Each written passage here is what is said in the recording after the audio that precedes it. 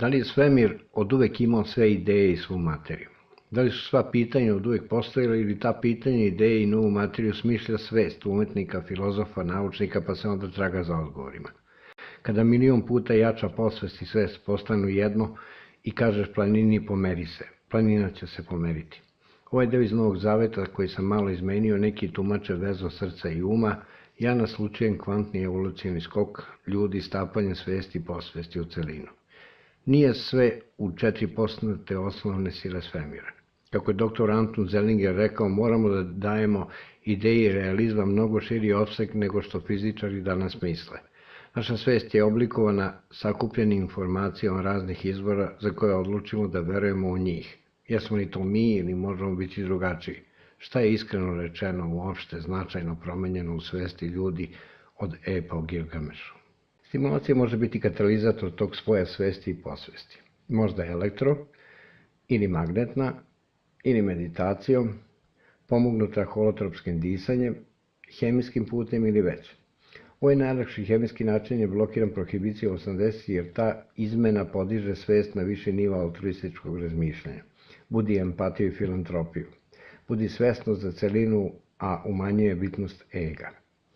Hemijska stimulacija astralne projekcije je kulminila hipi pokretom koji je jasno pokazivao njihova dejstva, izazivao masovne proteste protiv psihopatskog bacanja bombi i ubijanja ljudi zbog uskih ličnih interesa i dominacije po zemljama za koje prosečni ljudi nisu ni znali gde se nalaze, pa su Cezari uveli prohibiciju. Zbog prohibicije ja samo teoretski obrađujem taj deo istraživanja koji sam stekao kroz gomilu knjiga, skripti, predavanja, ali je razumen zbog astralnih projekcija iz mojih dubokih meditacija. Sve te projekcije su deo iste priče, samo meditacija zahteva više truda, vere u sebe, iskrene želje i mnogo više vremena u početku i pomoć iskusnih dok se ne dostigne određeni nivo. Pomoć za dostizanje astralnih projekcija može biti i vera u neki izvor od poverenja. Zajedničke elemente stimulacije njihovih potencijal ću probati da analiziram ovde. Ono što ljude koji su zavladali veštinu meditacije i astralne projekcije navodi da ne razmišljaju drugačije od željenim mislima je savršenstvo tih projekcija. U astralnim projekcijama koje ću opisati u izdvojenoj epizodi vidite recimo lice nepoznate osobe i shvatite da je ono preciznije viđeno od stvarnog. Iako su proporcije ultraprirodne, vidite svaki detalj savršeno jasno. Naprimjer oko. Vidite kako svaka trepavica ulazi u kožu. Taj levak kože iz koje svaka dlaka trepavice izvire. Vidite svaku poru na licu, vidite svaku poru na listu drveta, gledate šumu. Geometrijske mreže formi čarobno precizne, savršene i mnogo toga. Ja sam i vajar, da je to moja jedina preokupacija, mogao bi to dovesti do nečega jako posebnog. Ali znam da moja svest ni za 1000 godina prakse ne bi mogla stvoriti toliko savršenstva sa takvom lakoćom koju podsvest stvara. Rumunski vajar Brankusi je rekao da nije teško stvoriti nešto posebno, već da je teško ući u stanje u kome sve to dešava samo po sebi. Ta stanja sam razumeo pišući poeziju. Kada u stvaranju pesme uđem celim srce sa jakim motivom, pesma kao da se sama odmotava iznutra izuzetnom lakoćom. Dešava se da pišući stihove mi na dođe reč za koju ne znam šta znači. Otvorim Larusovu enciklopediju i shvatim da tu nisam mogao napisati bolju reč. Takva stanja sam doživljavao i dok sam vajao. Umeo sam se mučiti nedeljama za neko rešenje, a onda u tom stanju motivisanog zanosa koje se ne može simulirati, za pola sata ispod mojih prstiju nastane nešto u što se zaljubim za uvek. Kao i ljubav prema umetnosti koju umetnika iz ljubavi pretvara u, kako reče nemački filozof Martin Heidegger, umetnik je posrednik, a ne stvaralac. Šta god da je, gde god da je i kako god nastaje stapanje svesti sa njom je kvantni evolucioni skok ljudskog roda. Mislim da je u celoj priči Kantov kategorički imperativ jako bitan, stvaranje čiste lične maksime. Ako posmatrate planetu kao jednu biocelinu, celini nije potreban nezastit egocentričan kanibalski virus. Protiv takvog virusa se priroda bori svojim zakonima, svojom inteligencijom prirode. Laganim sušenjem bića do nestajanja i kroz reprodukciju otvara nove mogućnosti i rasta, pre svega do altruističkog nivoa za koje mislim da je osnovni uslov za blagoslov prirode ili nečeg većeg u evolucionom skoku. Kako Schopenhauer u knjizi Filozofija pesimizma reče, smrt stvara vreme za uzgoj onoga što namerava ubiti. A Ciceron, Čovjek je došao da odsluži kaznu koju je zaradio negde drugde. Mora li biti kazna? Kod svih izmešljenih stanja svesti postoji zajednička crta. Ta zajednička crta već hiljadama godina ljudima služi za zabavu ili sebi ugodan osjećaj prisutnosti u nekoj višoj ravni. Po meni i jeste viša ravan, njeno ime je podsvest. Čega god da je ona deo i šta god da je. Od najprostije i zbog neprisutstva svesti po meni najbesmislenije, a to je običan san, preko lucidnog sna, astralne projekcije, projekcije iz duboke meditacije ili uvežbane svesno kontrolisane totalno plitke meditacije, do stimulacije hemijskim ključima brojeve 5-HT2A receptora. Tu je i šizofrenija, koju nekontrolisanim halucinacijama možemo nazvati razvoljeno vrata ka podsvesti. Za razliku projekcija sna i meditacije kod kliničke smrti u kojoj nema EEG očitavanja, dr. Mario Bajregard na predavanju The Non-Local Mind navodi statističke podatke za zapada da je evidentirano na klinikama 50 miliona iskustva bliskih smrti, subjektivnih i objektivnih, koje mogu potvrditi osobe prisutne u trenutku smrti. U prvoj epizodi sam već pomenuo kardiohirurga Pinla Lomela i njegovu knjigu o tome. Prestanku rada srca posle 10 do 20 sekundi EEG pokazuje prestanak rada mozga i električnu aktivnost mozga. Ono što otvara druga pitanja kod projekcija van projekcije kliničke smrti je oslobađanje kapaciteta našeg centralnog procesora u korteksu i opadanje rada DMN mreže, osnovnog moda našeg mozga, koji onda pokreće naš oslobođeni korteks da pali kao novogodišnja jelka između sebe i stvara projekcije. Korteks ima inerciju konstantnog rada. Kada zažmurite i prekrijete oči, trećina korteksa angažovana za prevod viđenog se isključuje.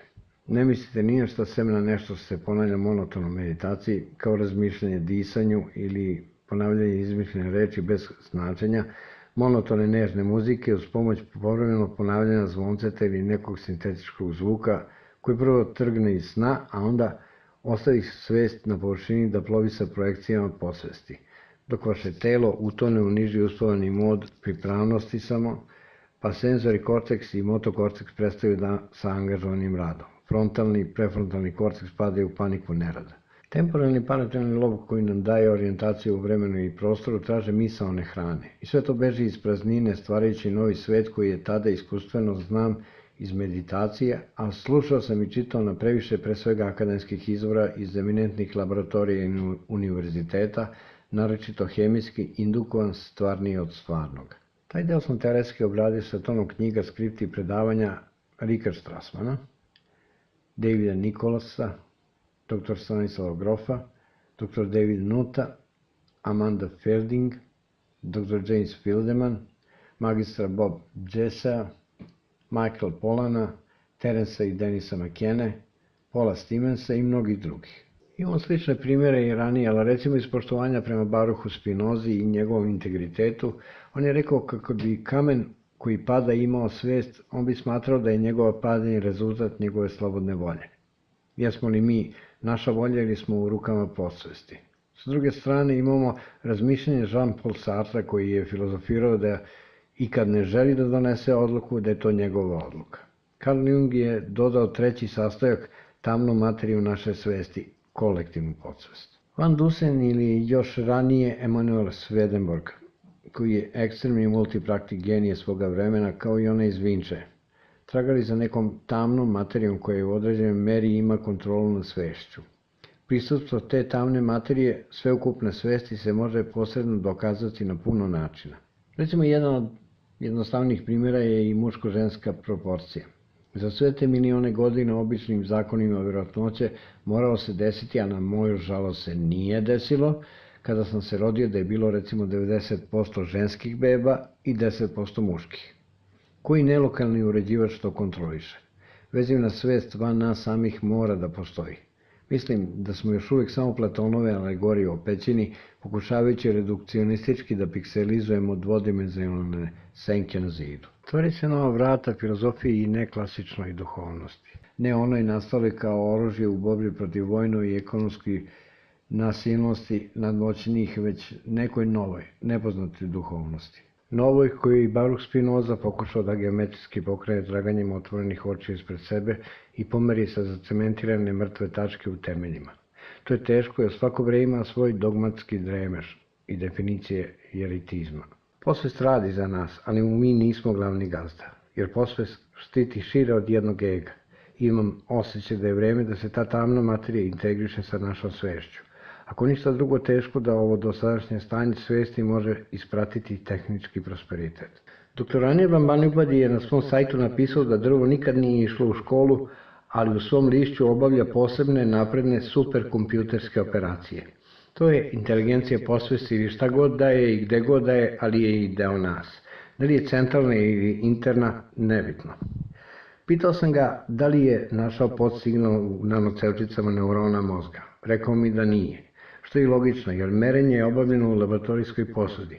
Otprilike kao što bi izvadili keramički oscilator, kvartni kristal iz elektronskog kola i merili.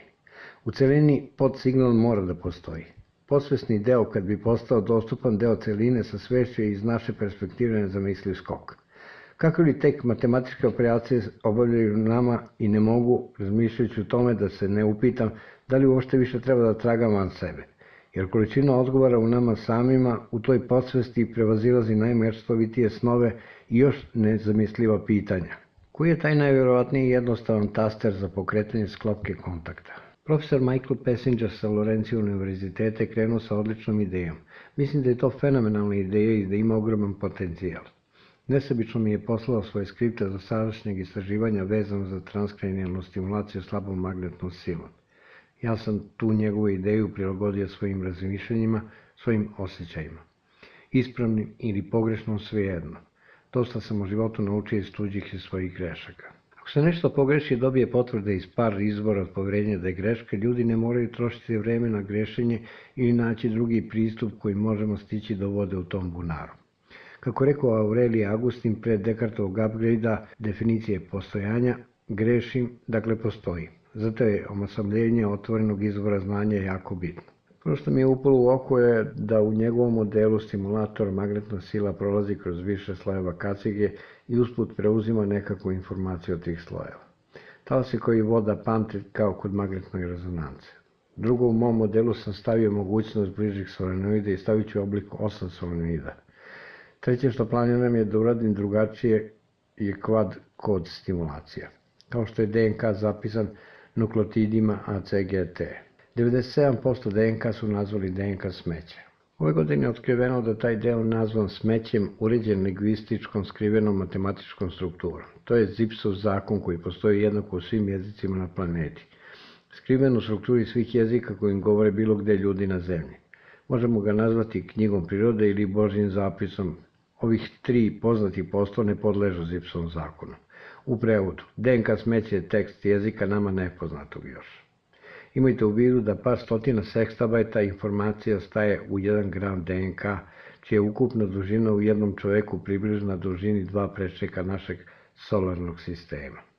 Mislim da sistem stimulacije ne može da bude binarni kod, možda terinari ili kvaternium kod. Kad smo kod sistema na principu 4 Pitagore u Tetraktis postavio matematičke osnove na ne samo muzike, već i čitavog svemira. Zasnovan je na nizu kvinti, prva 4 broja u kome su svi ostali brojevi sadržani. Rekao je da je muzika sfera savršenog kosmosa na osnovano 4 broja. Možda bi podsvest mogla da dešifruje binarni kod, mislim da stimulacija treba da bude ipak sa 4 koda. Interpretacija podsvesti spoljnog sveta kreira slike za vas kada je u pitanju čulo vida. Mi ne vidimo ono što nas okružuje zaista kako jeste, odbijano svetlo sa površine uhvaćeno u našoj retini. Vidimo uvid koji nam podsvest daje. Kako je Heraklit govorio, čula su nepouzdani svedoci, a Platon da je čulni svet promenljiv i da analizom čulnog možemo doći do spoznaje nadčulnog. Dobrota nije čulna i on u teoriju ideja postavlja dobrotu iznad svega, diaresis, razdvojenost čulnog i umnog. Ako pogledamo ovu sliku, možemo se zakleti da su donja i gornja površina drastično različite nijanse, čak i posle kad jasno saznamo istinu. Ako prekrijemo prstom ili bilo čime spoj, ivicu ove dve površine, vidjet ćemo da se radi o istoj nijansi. Isto se dešava i ako oštampate na papiru. Možete zaustaviti snimak na ovom delu i proveriti sami. Vaša svest dobije informacije koju joj podsvest dešifruje, što je valjda i sa ostalim čulima. Ili ovaj primjer sa poljima A i B, u kojima vaša podsvest zbog iluzije senke na slici prevodi u drastično različite nijanse, ali su iste. Ne radi se o kompletnom šahovskom polju. A opet, zbog iluzije senki, ova traka koja je jednobojna i koju sam ja dodao u Photoshopu, naknadno izgleda kao da se preliva iz jedne boje u drugu zbog iluzije senki, greške prevodioca. Nešto možda slično se dešava i sa eksperimentom duplog proreza, ali da ne dužimo o tome. Često smo samo žrtve sistema verovanja koji je najčešće vezan za lokalne ili globalne epicentre. Odgovori nisu u epicentrima, svi odgovori su u nama samima. Kako Platon reče, iznad svega koje nije opisao ni jedan pesnik, samo kormilar naše duše, može do njega da nas dovede. Mnogo više svega je u čoveku koji je večito traga za sobom, hodajući iza svojih čula, umesto da se okrene kao unutra, kao ovaj teserak. Ljudi se previše predaju kolektivnim razmišljenjima i kao kapi teku nizvodno tokom. Još u srednjem veku Toma Akvinski je govorio da ćemo zakoračiti u svet neizvesnosti kad poremetimo zakone prirode. Jesu li dobri? Da li je neizvesnost boljitak? Neki delovi verovatno nisu, pravit ćemo greške. Samo putanje i pravednost zakona prirode ljudi počinju da shvataju realnije najčešće tek u klimaksu. To stajače nešto kasnije. Mada ljudi najčešće okreću glavu od neželjene istine ili ćute.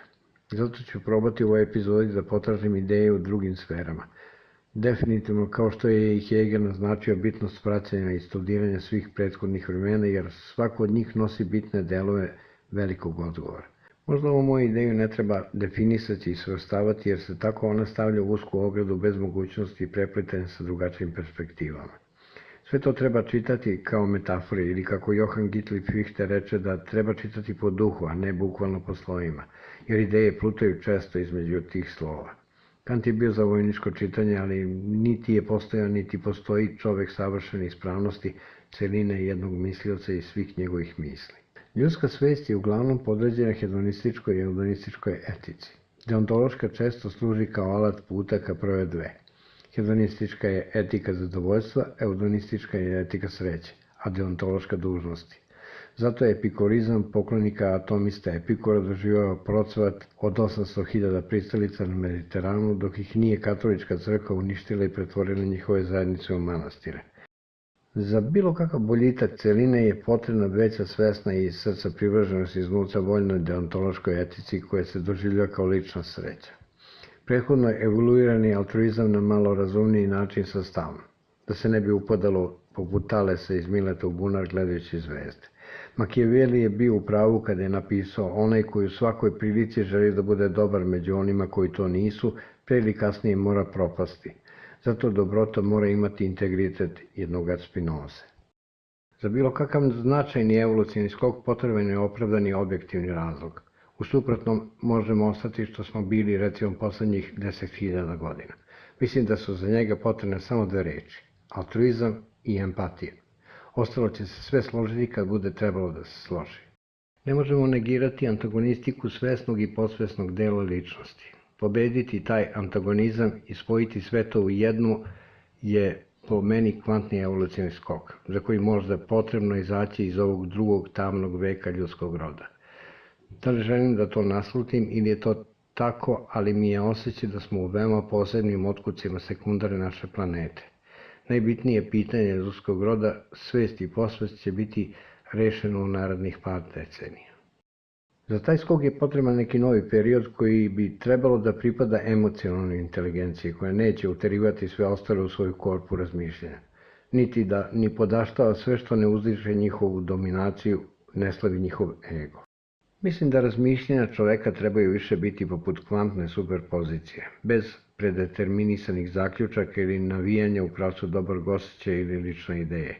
Meni je jedino malo teže poverovati da atomi sami od sebe ovo rade, govore ono što želim reći. Kako profesor Donald Hoffman kaže, rešavanje odnosa telo ne treba rešavati iz pravca materijalnog, već krenuti iz pravca svesti. Da li je naša svest to što smo naučili da budemo i jesmo? Mislim da ne. I da možemo to svojom pravom svešću promeniti, kao što je profesor Bruce Lipton objasnio u svojoj trećoj knjizi Efekat medenog meseca. Naučite karakterne osobine od alfa autoriteta vašeg doma u drugoj i trećoj fazi programiranja. Kasnije naučite da vozite, pa podsvest drži volan u ruci. Ja sam je doživeo kao knjigu i u stanju ljubavi ne samo prema jednoj osobi. To je uzvišeno stanje ljubavi prema bilo čemu što radimo i svima, u kome podsvest ne drži volan, već sarađuje sa svešću. Ja za sebe ne smatram da sam priučeni karakter iz životnog stripa, niti da sam ova materijalna površina sebe u kojoj ljudi koji hodaju iza svojih očiju uglavnom vide glavnicu. Svest spojena sa posvešću može menjati površinu i dubinu. Čovjek pre svega treba prestati da bude epicentricus ego sapiens. Treba mu izaći iz, kako je rekao Fromm, prekomerno besmislene proizvodnje i potrošnje u kome društvo otuđuje empatiju. Ljudi, a pogotovo što su stariji, prihvatio mentalni algoritamski pristup, zato nema kopernikanskih iskakanja kojih bi bilo više sa široko otvorenim razmišljanjima i preispitivanjem. Možemo se potruditi za taj pomak ili piti podmukli otrov nadanja.